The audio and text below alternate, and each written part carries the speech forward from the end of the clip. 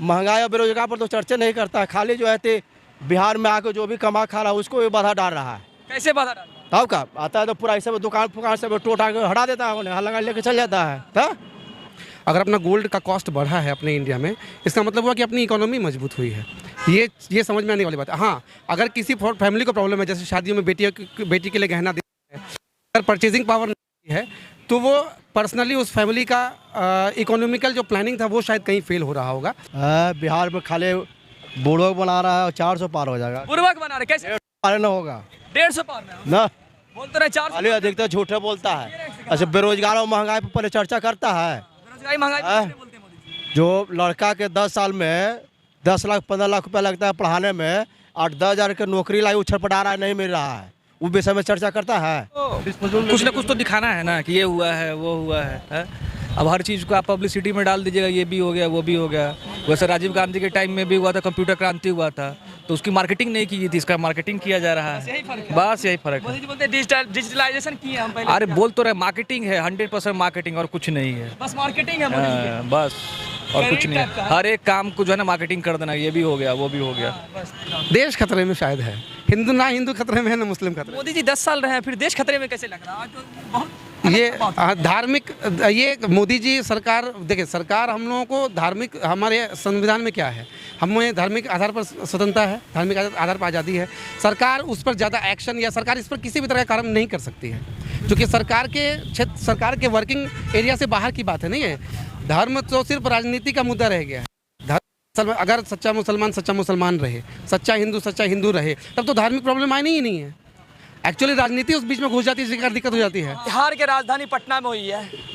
अभी पटना साहिब और पाटलिपुत्रा लोकसभा, ये अभी खासकर पटना में जो पड़ता है, ये अभी बाकी है वोटिंग होने के लिए। यहाँ लास्ट फेज़ में, 7th फेज़ में यहाँ वोटिंग होना है। और अभी मैं जस्ट पटना में गांधी मैदान के ऑपोजिट बिस्कोमान भवन है, जस्ट उसके नीचे एक सत्तू की दुकान है जो बहुत ही ज़्यादा प्रचलित फेमस कहा जाता है। तो यहाँ पर बहुत सारे आदमी हैं, आम आदमी से ओपिनियन लें क्या पटना का किस तरह का हालचाल चल रहा है। अभी तो बहुत गर्मा गर्म होगा, क्योंकि बस 2-3 दिन बाकी रह गया है, वोटिंग होना है। तो यहाँ का थोड़ा अलग रुतबा होगा और थोड़ा राजधानी है, तो यहाँ को कुछ अलग सुझाव भी होगा जनता का। जनता से थोड़ी बातचीत करेंगे और अपना ओपिनियन सब रखेंगे। चलिए जनता से बातचीत करते हैं। जो रिपोर्ट्स आ रही है उस हिसाब से तो यही लग रहा है कि सरकार तो बननी चाहिए। फिर से आ रही है, मतलब हैट्रिक लग रही है। हाँ। फिर कांग्रेस विपक्ष वालों अलग अलग आलोचना करते हैं, महंगाई बेरोजगारी 10 साल में बहुत ज़्यादा बढ़ गई। क्या लग रहा है आपको, इस तरह का है या सिर्फ पैसे विपक्ष वाले बोलते हैं? नहीं, वो तो विपक्ष हैं, उनका काम है उस प्रकार, वो उसी प्रकार से प्रचार करेंगे। महंगाई कहाँ, जहाँ तक मामला है, अगर ढंग से देखा जाए तो विदेश में जो हालत है, इंग्लैंड की हालत बहुत ख़राब है, अमेरिका की हालत बहुत ख़राब है। अपने देश की जो अर्थव्यवस्था उसकी हालत उतनी ही ख़राब होती, लेकिन शायद इस महंगाई ने ही बचा लिया। इस पर अगर आम जनता का ध्यान नहीं जाता होगा, लेकिन जाना चाहिए उस पर भी कि हमारा देश अगर इकोनॉमिकल मेल्टडाउन नहीं गया है अभी, जो और अदर कंट्रीज़ जो चली गई हैं, उसका मेन कारण यही हो सकता है कि शायद महंगाई नहीं हमें बचा लिया। और जो गोल्ड या सिल्वर वगैरह जो महंगा हो रहा है, वो तो अपने देश की अर्थव्यवस्था को ही मजबूत कर रहा है ना। हाँ, गोल्ड पे एक मुद्दा आता, मंगलसूत्र वाला, आप सुनते होंगे, बहुत सारा ट्रेंडिंग चल रहा था। मोदी जी कुछ भी कमेंट किए थे, तो उस पर विपक्ष वाले बोलते हैं कि जब मेरी सरकार थी 2014 में तो गोल्ड बहुत सस्ता था, अभी तो खुद मोदी जी उसका उल्टा कर रहे हैं। तो गोल्ड एक्चुअली जो फॉरेन एक्सचेंज है वो गोल्ड रिजर्व्स में ही काम करते हैं ना। तो गोल्ड अगर अपने कंट्री का मजबूत हो रहा है, इसका मतलब है कि अपने देश की अर्थव्यवस्था दूसरे देश के in comparison to other countries अपना जो इकोनॉमी है वो स्ट्रांग हुआ है, वो बूस्टअप हुआ है। अगर अपना गोल्ड का कॉस्ट बढ़ा है अपने इंडिया में, इसका मतलब हुआ कि अपनी इकोनॉमी मजबूत हुई है। ये समझ में आने वाली बात है। हाँ, अगर किसी फैमिली को प्रॉब्लम है, जैसे शादियों में बेटी के लिए गहना देते हैं, अगर परचेजिंग पावर नहीं है तो वो पर्सनली उस फैमिली का इकोनॉमिकल जो प्लानिंग था वो शायद कहीं फेल हो रहा होगा। उसमें सरकार को एक अलग से मदद करनी चाहिए, शायद उसमें मोदी जी उस पर भी ध्यान दें। वो अलग चीज़ है कि अगर कोई सोशली, कोई इकोनॉमी, अगर कोई बैकवर्ड फैमिली है, तो हालांकि सरकार ने काम भी उसी पर करना है। अब जो नेक्स्ट टाइम सरकार को मिलना है, मोदी जी से उम्मीद अभी कर रहे हैं कि जो 3rd टाइम आए तो उसमें वो तो ध्यान है, वो उनका मैनिफेस्टो भी इसी पर बेस्ड है कि वो अब जो रिफॉर्म आएगा वो रजिस्ट्रेशन जो हैं आर्थिक आधार पर देंगे। तो जो आर्थिक आधार पर जो पिछले, उनको थोड़ा आगे आने का मौका मिलेगा। तो जो जो प्रॉब्लम अभी चल रही है कि गोल्ड महंगा हो गया है और चीज़ें महंगी हो गई, महंगाई की मार जो गरीब फैमिली को पड़ रही है उसका ज़्यादा फ़ायदा वो उठा नहीं पा रहे हैं। रिजर्वेशंस लिमिटेड है कास्ट बेस्ड, तो जब इकोनॉमिकल जब वीकर सेक्शंस को मिले का फ़ायदा, तो निश्चित रूप से उनको भी बूस्टअप, उनको भी फिर मुख्य धारा में लाने वाला काम हो जाएगा। तो ये हमको वेट करना पड़ेगा 10 साल। जब हमने किसी पेड़ को लगाया, अब पेड़ फल देने की मोदी जी 2047 तक मांग रहे हैं टाइम, वो भी विपक्ष वाले बोलते हैं कि आप 10 साल में नहीं किए, 2047 तक क्यों मांग रहे हैं कि हम विकसित भारत बनाएंगे? नहीं, वो उनकी प्लानिंग 100 साल पर है कि भारत 1947 में आज़ाद हुआ, तो 2047 यानी 100 साल जब भारत को पूरे हो जाएंगे तो भारत कहाँ तक पहुँच पाएगा। वो 2047 की प्लानिंग इसके लिए है, वो इसके लिए नहीं कि मैं बैठा रहूँगा। मोदी जी की ऐसी प्लानिंग कहीं नहीं हो सकती। सरकार रहे, ऐसा भी नहीं है। भारत नेशनलिस्ट सरकार रहे, ऐसी सरकार रहे जो देश को फ़ायदा पहुँचाए, कंट्रीज़ को फ़ायदा देने की बजाय अपने देश में जो चाइना है आसपास, जो और जो बूस्टअप कंट्रीज़ हैं आसपास में, उसकी जगह भारत को कुछ फ़ायदा हो सके, इस तरह की सरकार आए। मोदी की सरकार हो या किसी की सरकार हो, लेकिन सरकार कम से कम नेशनलिस्ट हो, नेशनल और रूरल जो इंफ्रास्ट्रक्चर है उस पर थोड़ा सा ध्यान देने लायक सरकार हो। तो फिर क्या, फिर मोदी ना हो कोई भी चलेगा, कोई दिक्कत नहीं, कोई भी चलेगा, लेकिन सरकार जो भी वो ऐसी होनी चाहिए। तो मोदी उसकी एक रूप तो बना के चले जाएंगे निश्चित रूप से कि 47 तक की उनकी जो प्लानिंग है वो मोदी की सरकार ना भी रहे, दूसरी भी सरकार आएगी तो उसको काम उसी डायरेक्शन में करना पड़ेगा, क्योंकि ट्रेन उस डायरेक्शन में चल चुकी होगी, तो ट्रेन को तो वहाँ पहुँचना है। वो तो डेवलप हाँ। अच्छा, बेरोजगारी बहुत सारे, अभी हम मिले कल से पटने में हैं तो बहुत सारे पाटलिपुत्रा भी गए, तो बोले बेरोजगारी बहुत ज़्यादा बढ़ गई। जैसे बहुत सारे यूपी से आए हुए थे लड़के लोग कि बता रहे थे कि हम यूपी से आए यहाँ, मतलब सरकारी जॉब के लिए, बीपीएससी ट्री का जो चलता है एग्ज़ाम, तो मतलब योगी जी भी नहीं कर रहे हैं, सेंट्रल सरकार में लिए कुछ नहीं कर रही है। तो क्या लगता है इस पे, बेरोजगारी लग रहा है कि हम बैग लेके इधर से उधर घूम रहे हैं, सरकार जो अपना काम को अपना कर रही है, इस पे क्या आपका ओपिनियन, क्या लगता है इसके लिए क्या करे सरकार? सरकारी योजनाओं में जितनी बहाली होती है, अगर सिर्फ उसी के लिए कंपटीशन लगा रहेगा तो वो तो जॉब लिमिटेड है। वो तो बात है। सारे 140 करोड़ का देश है, उसमें से 100 करोड़ को तो आप सरकारी नौकर नहीं बना सकते, ये तो संभव नहीं है। अगर सारे सरकारी नौकर हो गए तो फिर काम किसके लिए करेंगे? ये भी मुद्दा उठता है कि 2 करोड़ युवाओं को रोजगार देने की मोदी जी बात की थी, विपक्ष वाले ये भी बोलते हैं। तो एक ये ध्यान देना पड़ेगा कि मोदी सरकार ने एक योजना लाई थी, मुद्रा योजना। तो मुद्रा योजना में अगर, मुझे पता नहीं एग्जैक्टली कितना फंड एलोकेट हुआ था, लेकिन शायद अगर 10,000 करोड़ भी एलोकेट हुआ है, अगर 20% भी नए रोजगार बने हैं, मुद्रा योजना तो नए रोजगारों को देने का ही था, अगर 20% भी नए रोजगार बने हैं, 20% मतलब अगर पब्लिक को भी इन्वॉल्व करते हुए, तो कम से कम अगर एक आदमी को भी नौकरी मिली होगी उसमें, तो 40% लोगों को तो रोजगार निश्चित रूप से मुद्रा योजना से ही मिल गया। इस तरह की बहुत सारी योजनाएं अभी सरकार चला रही है। अगर आदमी सिर्फ नौकरी के पीछे दौड़ता रहेगा, उज्ज्वला योजना का बता दीजिए। हाँ, तो अगर हर आदमी नौकरी ढूंढने के लिए पीछे दौड़ता रहेगा तो कितनी नौकरियां मिलेंगी? भारत को चाहिए, भारत सबसे यंगेस्ट कंट्री है, यंगेस्ट कंट्री है। हमको चाहिए कि हम आगे आए और नौकरी के नए आयाम स्थापित करें। उसके लिए कहते हैं स्टार्टअप के लिए मेरे पास फंड कहाँ से आएगा? फंड देने के लिए कोई सरकार है ही नहीं। 2016 में खुद का बिजनेस स्टार्ट किया था, मुझे भी मुद्रा योजना में ही लोन मिला था। मेरे यहाँ आज 4-5 लोग तो निश्चित रूप से डेली वेजेस पे लगे हैं, वो तो निश्चित रूप से इनकम कर रहे हैं। तो एक तरह से उनका इनकम का जरिया मैं बना और मेरे फंड का जरिया सरकार बनी। तो अगर इस तरह से और भी युवा आगे आएँ और जो आपका स्टार्टअप आइडिया हो, जो आप कर सकते हो, अगर आप थोड़ा सा भी एक स्टार्टअप और दूसरे लोगों को रोज़गार देने की योजना बिठा सकते हैं तो वो तो बहुत देश के लिए बहुत अच्छा होगा ना। मोदी जी पे एलिगेशन ये भी लगता है कि हिंदू मुस्लिम करके ये सब करके मैनिपुलेट करते हैं, आदमी को वोट लेते हैं, ठगते हैं। क्या ये सही है या ऐसे? हिंदू और मुस्लिम तो इस देश में हैं ही, दोनों इस देश के नागरिक हैं, दोनों को मिला के चलना है। तो क्या करना अच्छा रहेगा, इस पर डिस्कशन होना चाहिए। मतलब मोदी जी पे एलिगेशन लगता है कि बीजेपी पार्टी ऐसी है? नहीं, पार्टी की विचारधारा ऐसी है कि हिंदू एकजुट होना चाहिए।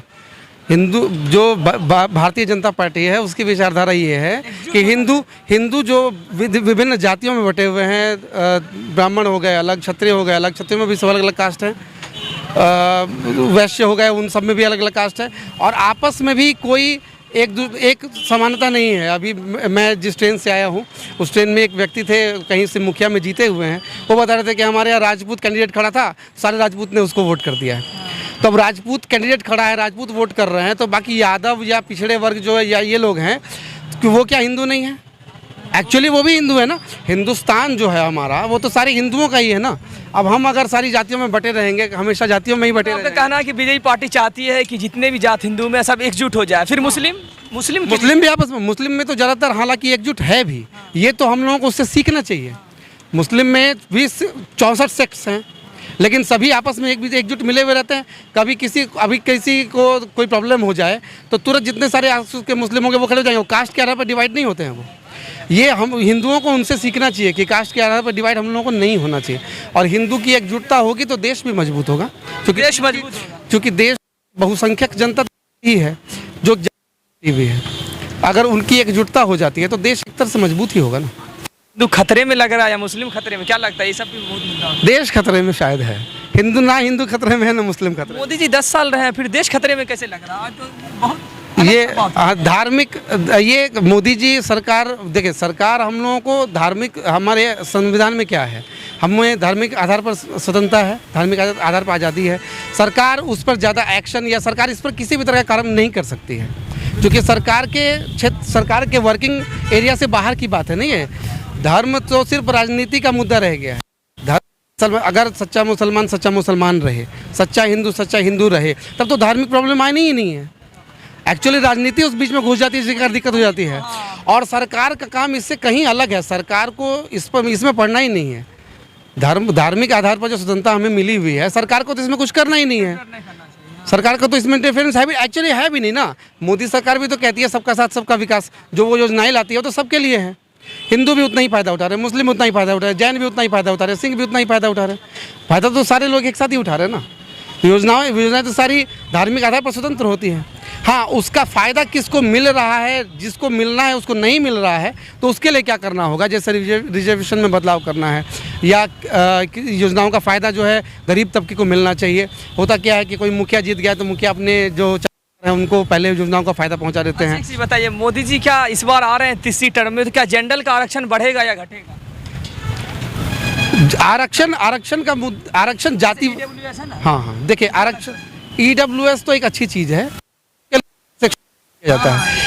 इसी को थोड़ा सा और एनलार्ज्ड वे में मोदी सरकार लागू करेगी शायद, मेरे ख्याल से, मुझे जो उम्मीद है सरकार से, कि अभी धार्मिक आधार पर जो और जातिगत आधार पर जो मिलता है कि अनुसूचित जाति, अनुसूचित जनजाति से स्टार्ट करते हुए OBCs को आरक्षण है, फिर और भी बहुत सारे जाति के आधार पर बहुत सारे स्टेट्स में भी आरक्षण होता है, नेशनल लेवल पर भी बहुत तरह के आरक्षण है।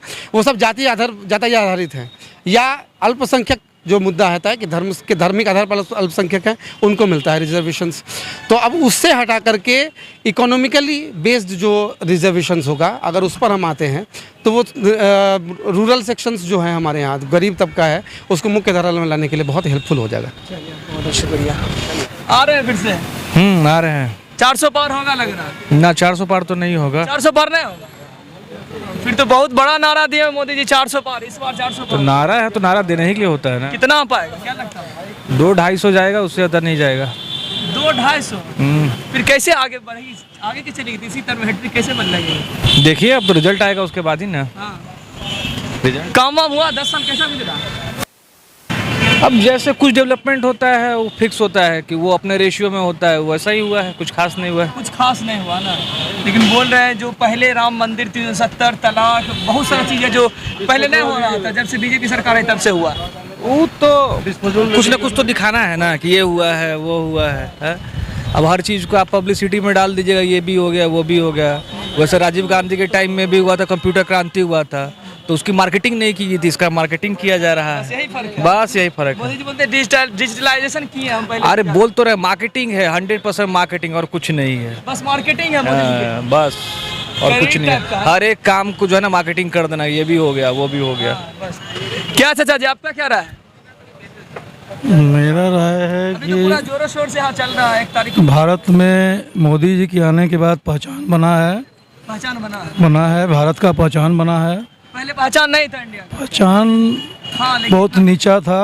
अब हम लोग एक 8वां इकोनॉमी कंट्री हम लोग अभी जाने जाते हैं। महंगाई बेरोजगारी बहुत ज़्यादा बोलते हैं जनता। महंगाई और बेरोजगारी, जहाँ लोग नौकरी ले रहे हैं वो ले ही रहे हैं, नौकरी संभव भी नहीं है कि हर लोगों को नौकरी मिल जाए। उसके लिए व्यापार की तरफ झुकना पड़ेगा और लोग व्यापार कर रहे हैं, स्टार्टअप कर रहे हैं ना। स्टार्टअप कर दिए हैं। डिजिटलाइजेशन जो डिजिटल के इंडिया के बारे में बोले थे वो भी बहुत हद तक अब दिखाई पड़ता है। अब आप स्कैनर हर दुकान में है। अभी तो आपके साइड में आलोचना हो रही थी, सिर्फ मार्केटिंग चल रहा है। मार्केटिंग करना ही पड़ता है। मार्केटिंग तो होता ही है। मार्केटिंग है ही ना। मार्केटिंग हर लोग को करना पड़ता है। इस तरह का अब जैसा नया परिवेश है उसमें मार्केटिंग करना ही पड़ेगा। कंपटीशन में दिखाना ही पड़ेगा कि हम किसी से आगे कैसे हैं। तो इस बार 400 पार हो रहा है क्या? अब इतना आंकड़ा तो हम नहीं बता पाएंगे। उम्मीद है कि सरकार बनाएगी फिर। सरकार बना लेगी फिर ना। क्या मोदी जी हिंदू मुस्लिम पे क्या करते हैं? विपक्ष वाले बहुत सारा बोलते हैं हिंदू मुस्लिम पे चलते हैं। ये हर लोग का अपना आलोचना करना अलग बात है। आलोचना तो लोग करता ही है। अब हिंदू मुस्लिम नहीं यदि होता तो हर क्षेत्र में हिंदू और मुस्लिम के सब एक साथ आगे बढ़ रहा है। सब एक साथ आगे बढ़ रहा है। विकसित भारत बन जाएगा 47 तक लग रहा है। विकसित भारत बढ़ना ही चाहिए, बनेगा ही। चलिए चलिए, हाँ क्या चाचा जी बोल रहे हैं 400 पार नहीं होगा? बिहार में खाली बोर्डो बना रहा है और 400 पार हो जाएगा। पूर्वक बना रहे कैसे? पार न होगा 150 पार में ना। बोल तो रहे 400। खाली अधिकतर झूठे बोलता है। अच्छा, बेरोजगार और महंगाई पर पहले चर्चा करता है। बेरोजगारी महंगाई पे किसने बोलते हैं मोदी जी? जो लड़का के 10 साल में 10 लाख 15 लाख रुपया लगता है पढ़ाने में, 8-10 हज़ार की नौकरी लाई उछल पड़ा रहा है, नहीं मिल रहा है। उस विषय में चर्चा करता है। उस विषय पे नहीं कहाँ चर्चा करते हैं आप बताइए ना।